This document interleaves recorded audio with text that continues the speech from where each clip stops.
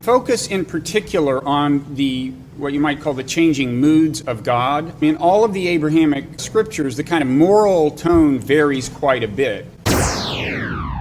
In all of the Abrahamic scriptures, the kind of moral tone varies quite a bit between belligerence and tolerance. To take just the Hebrew Bible as one example, one point you've got God insisting that the Israelites annihilate nearby peoples who do not worship him, and lest there be any doubt, the God instructs them to leave nothing breathing at all, not even livestock.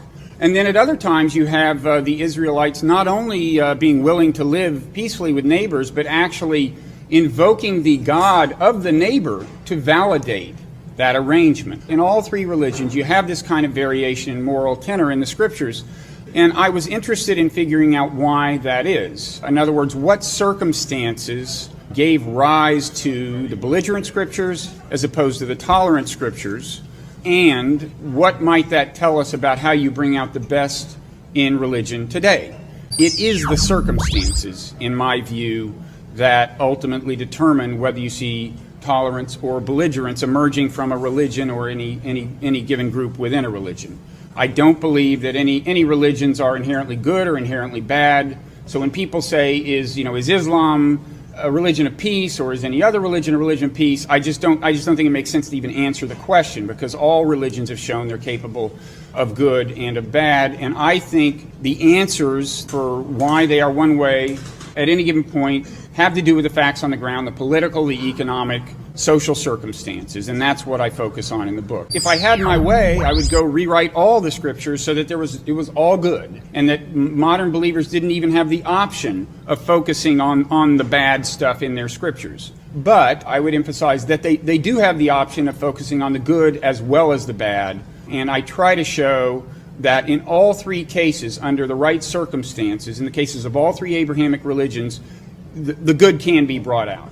It seems to me if you're going to write a book with a title as grandiose as The Evolution of God, you should purport to derive at least one fundamental law of the universe in the course of it. I called mine the law of religious tolerance, and it's very straightforward. It involves elementary game theory, zero-sum, non-zero-sum. The zero-sum game is the kind you're used to, where the fortunes of the players are inversely correlated. So if you're playing tennis, every point is either good for your opponent and bad for you, or good for you and bad for your opponent. An exact inverse correlation of fortunes, they add up to zero, hence the term zero-sum. If, on the other hand, you're playing doubles, then your relationship with your partner is exactly non-zero-sum, because there's a perfect positive correlation between your fortunes.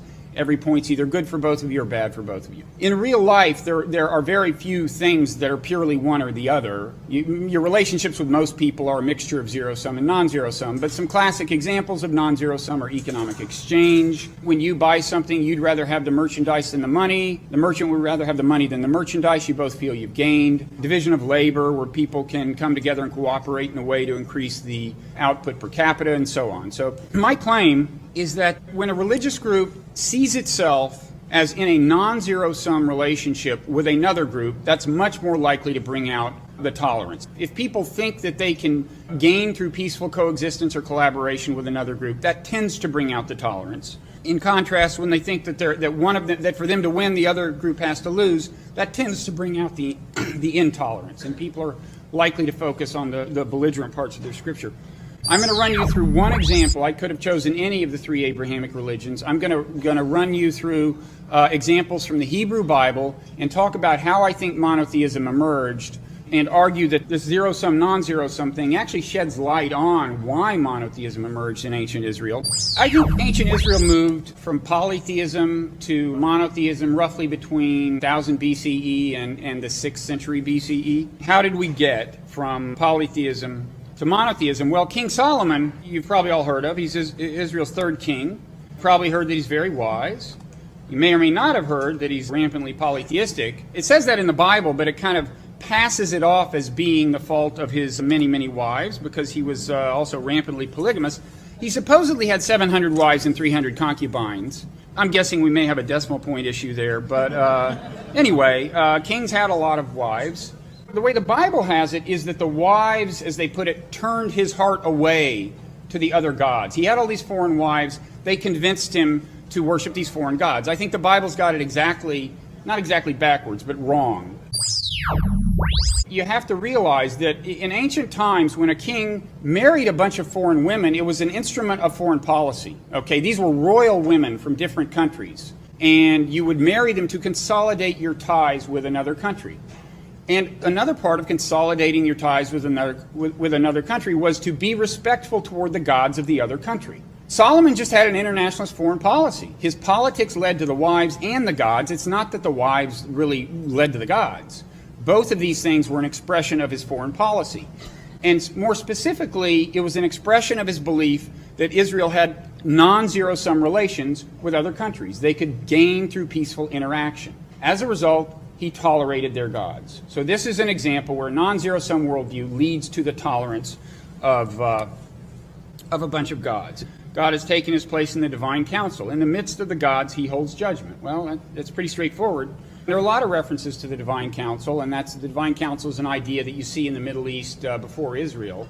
There's a kind of way station in the evolution of monotheism between polytheism and monotheism. Scholars call it monolatry, which means that you insist on the worship of only one God, but you're not necessarily denying the existence of other gods. You insist on the worship of only one God, but you're not necessarily denying the existence of other gods. And I think Israel passed through this phase before getting to true monotheism. I'm sticking with kind of mainstream estimates on dating here, but you can always find somebody who would argue with you. But if you stick with the mainstream dating, then the earliest monolatrous utterance in the prophets, among the prophets, is Hosea. In the 8th century BCE, he said something that may sound to you like monotheism. He said, "You know no God but me, and beside me there is no Savior." Or he quoted God saying that. But actually, the Hebrew word underlying the word "know," "you know no God but me," actually means more like faithful subservience. It's a word that was used in treaties. If one nation was a vassal to another nation, they would use this word. So most scholars think that that's not true monotheism. I would say the earliest clearly monotheistic utterance is during the exile. When the Israelites have been conquered by the Neo-Babylonian Empire, the Babylonians exile Israelite elites to Babylon, and there you see, especially in a part of the book of Isaiah known as Second Isaiah to scholars because it's written by a different guy than the one who wrote earlier parts of Isaiah. You see a lot of clearly monotheistic utterances. There is no other God besides me, a righteous God and a Savior. There is no one besides me. Isaiah has God saying a lot of that kind of stuff. That seems to be during the exile. We mentioned Hosea as the earliest prophet who was clearly monolatrous. Now, if this idea is right about zero-sum and non-zero-sum, the implications of a zero-sum and a non-zero-sum worldview, then Hosea, who is not tolerant of the gods of other nations, should, in theory, have a worldview that's skeptical of the value of international relations. He should have a kind of a zero-sum view of the world. And that, indeed, is the case. He's writing in the 8th century BCE. One thing he says is Israel, quote, mixes himself with the peoples. Foreigners devour his strength, but he does not know it. Hosea says that the standing grain has no heads. This is a time of probably famine or at least poverty. It shall yield no meal. If it were to yield, foreigners would devour it.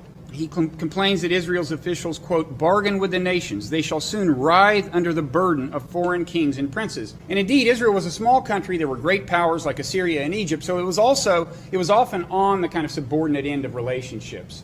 And I'm sure some people found that humiliating, including Hosea. You get it more clearly with a prophet named Zephaniah. And this is in the 7th century BC, about a century after Hosea, and we're getting closer to when monotheism does emerge. With Zephaniah, you see a very clear correlation between, like, the specific gods he doesn't think you should worship and the specific peoples that he thinks have wronged Israel and his specific hope that Yahweh will punish them. In the case of the Ammonites, he says when the apocalypse comes, Yahweh will punish those who bow down and swear to Yahweh, but also swear to Milcom, the god of the Ammonites. And Zephaniah promises that Yahweh will also destroy the Ammonites, and Zephaniah feels that the Ammonites have offended Israel. This is the key thing. This is the source of a zero-sum worldview. And Zephaniah feels that the Ammonites have offended Israel. This is the key thing. The sense that you've been abused or disrespected. Zephaniah, he does the same thing with the Assyrians when he complains about worshiping the host of the heavens, which are celestial deities. Those are probably of Assyrian origin. And he says he wants God to destroy Assyria. And he says specifically, he says that Nineveh, the capital city of Assyria, you've got these prophets increasingly of a nationalist bent. They don't think there's much non-zero-sum action going on with other nations, and they don't want you to worship foreign gods.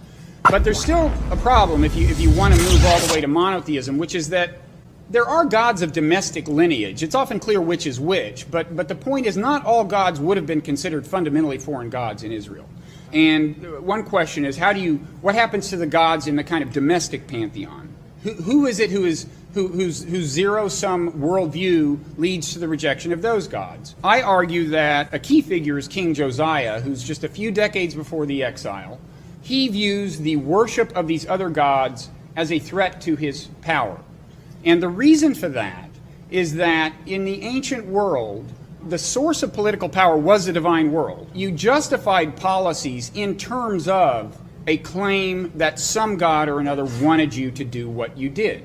It's clear in the Bible, in other ancient texts, that anyone advocating any major policy initiative on the international or domestic front had to claim some sort of divine sanction. In the ancient world, this was policy discourse. This is what they did. Yahweh's prophets would have been in the king's court. So he has a fair amount of influence over how Yahweh's will is interpreted. But not so for other prophets, other gods. Their prophets are floating around the country saying other things. And the Bible says that at one point there were something like 400 prophets for Asherah, a goddess who actually apparently was a consort of Yahweh's. That's something you don't hear about a lot. Increasingly, that's what archaeologists think. And 450 or 400 prophets for Baal, the reviled Canaanite god. So these prophets would have been a threat to the political authority of a king. And Josiah takes care of that. The exile is in 586 BCE, early 6th century. Josiah becomes king in the mid-7th century. And he goes to Yahweh's temple, and they burn all the vessels made for Baal and for Asherah, and for all the host of heaven, these celestial deities. They burn the chariots of the sun with fire. And by the way, when people kind of balk at the idea that Israel was fundamentally polytheistic for a good part of its history, one thing I would point out is all of these gods are in the official temple of Jerusalem. Okay, these aren't people off in the woods worshiping these gods without official permission. Josiah is changing policy. He wipes out all these shrines for these foreign gods that are around the country and seem not to be in the temple. He tears down a bunch of altars. He deposes priests in Judah, in southern Israel, but he kills the priests in the northern kingdom. I think this is a pretty big step toward monotheism. It's not clear that Josiah believed there was only one God. He was just very clear. He didn't want any gods other than Yahweh, the God he had the most control over the interpretation of in Israel. The book of Deuteronomy in general is thought to represent Josiah's worldview. Perhaps it had been written by his people, certainly to represent his worldview. And there's a so-called Deuteronomic code that represents his policies. And one thing in them, he says, any prophet who speaks in the name of other gods, that prophet shall die. So just to put a little exclamation point on his policy of eliminating domestic political rivals. Josiah doesn't really succeed. What happens is he gets himself killed. So it's not clear that his monolatrous reforms persist. But then a few decades later, the exile happens. So exilic monotheism is reflected in what's called 2nd Isaiah. I am the first, I am the last. God says a lot of manifestly monotheistic things. You have to ask why. What is it about the trauma of the exile that pushes Israel over the brink to true monotheism? There's very much an air of retribution in the 2nd Isaiah, the first unequivocally monotheistic prophet. There's very much an air of retribution, and I think it has to do with what Israelites did to kind of maintain their self-esteem in the wake of the complete and utter trauma of the exile. I mean, their temple had been destroyed by the Babylonians, and they had been exiled, and they were trying to make sense of it. Part of the spirit of monotheism as it emerged was a retribution that kind of took the form of the many nations that have been oppressing us over the years. Not only are we going to get them back and punish them, which God will do come the apocalypse, according to 2nd Isaiah, but their gods don't even exist. That's how thorough our triumph is going to be over them. And you see this in some specific passages. God says to the Israelites about the various rulers of various nations, come the apocalypse, quote, with their faces to the ground they shall bow down to you and lick the dust of your feet. Then you will know that I am the Lord. I will make your oppressors eat their own flesh, and they shall be drunk with their own blood, and so on. And sometimes there's an explicit connection with monotheism. God says of several nationalities, they shall come over to you and be yours. they shall follow you. They shall come over in chains and bow down to you. They will make supplication to you, saying, God is with you alone, and there is no other. There is no God besides him. The coming kind of payback was going to involve the admission on the part of all of Israel's past tormentors that Israel was on top, their God was so on top that it was in fact the only God. I think that is the spirit of the argument I put forth in the book, although there's a lot more detail. I'm happy to say that this is not the final chapter in the history of monotheism in ancient Israel. I don't think monotheism is intrinsically belligerent, and in fact, what happens next is Israel finds itself in a situation where its relations with its neighbors are very non-zero-sum, and I think you get a different kind of monotheism after the exile that is inclusive, as opposed to what you could call the exclusive monotheism during the exile. The way they get back to Israel is Cyrus the Great of Persia conquers their conquerors, the Babylonians. He seems to be a more enlightened ruler. He returns the elites to Jerusalem, and now Israel is in a safe neighborhood for the first time like maybe ever, okay? Because its neighbors are fellow members of the Persian Empire. They are allowed to worship their own religion, govern their own affairs. They don't feel dispossessed. They don't feel threatened. And I think you have to look closely, but I think you see a lot of signs of a different kind of monotheism after the exile that are found in the Hebrew Bible. For example, Moab, longtime enemy, a lot of unflattering things. It's a country. A lot of unflattering things about Moab said before the exile. Zephaniah, the aforementioned monolatrous prophet, says, I have heard the taunts of Moab, and therefore Moab shall become like Sodom. But post-exilic, you have this whole book of Ruth devoted to bringing the Moabites into the family. And again, I should say that all these datings are controversial, but most scholars would say the book of Ruth is post-exilic. And we find out that King David himself had Moabite blood. And there's this whole story about Ruth the Moabite and how wonderful she is and how she's welcomed into the family of Israel. Assyria. Now, there was probably no greater tormentor of Israel than Assyria before the exile. And that's why we hear from that Zephaniah that God will destroy Assyria. But post-exilic, you get the book of Jonah, apparently. God is trying to talk Jonah he's trying to explain to Jonah why the people of Nineveh, the capital of Assyria, deserve compassion. And these are people who are now part of the same empire as Israel, so they're no longer a threat. And God says, should I not be concerned about Nineveh, that great city in which there are more than 120,000 persons who do not know their right hand from their left? And that's an idiom meaning they're morally confused. So now the fact that the Assyrians have done bad things is attributable to their moral confusion, and they are therefore worthy of forgiveness. Before the exile, they were worthy of the death penalty because of the bad things they did. So this is a clear change in spirit. You see subtle things like this. Pre-exilic, Isaac's instructions to Jacob were, let people serve you and nations bow down to you.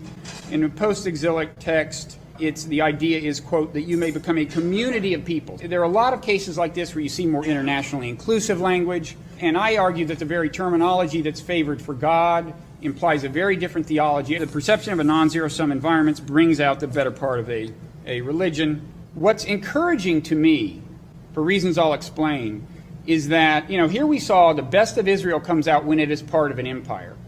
I argue that the best of all three religions comes out in a context of empire, of multinational empire. And the reason I consider that good news is because an ancient empire is the closest ancient analog to a modern globalized world. I mean, what is it that's characteristic of the modern globalized world? You have lots of nations increasingly included in this scope of social organization, lots of religions, lots of peoples. There's a lot of diversity. And there is a non-zero-sum relationship among them in lots of different ways, okay? Some of these ways are obvious and much discussed. We know that the economy binds us in a non-zero-sum relationship so that the global economy tends to be a correlation of fortunes among different countries. Right now, when there's a downturn, it's bad for pretty much all countries. Good times are good for most or all countries. The world is rife with these kind of non-zero-sum dynamics. And in these ancient empires, it was somewhat the same thing. There was a non-zero-sum relationship among the constituents of an empire. There was a diversity of nations. It was in their interest to get along. And I'm arguing that in all three Abrahamic religions, you saw the necessary adaptation. The doctrines of tolerance emerge, and they got along. This is Dr. Joby. I spent a lot of time editing this video, So thank you so much for watching. Our ideas and understandings of God are evolving. And in this day and age of the 21st century, that evolution is accelerating rapidly. Our cultures and our ideas are clashing, and emerging out of that is a greater understanding of truth. In the battle of ideas, the truth will win. And that is what this is about, the evolution of truth. I want to see a greater future for humanity. And there's no better way to accelerate that evolution than right here on YouTube. So if you agree with me, please subscribe and click the bell. These are important concepts that we're talking about here. And I will see you in the next video.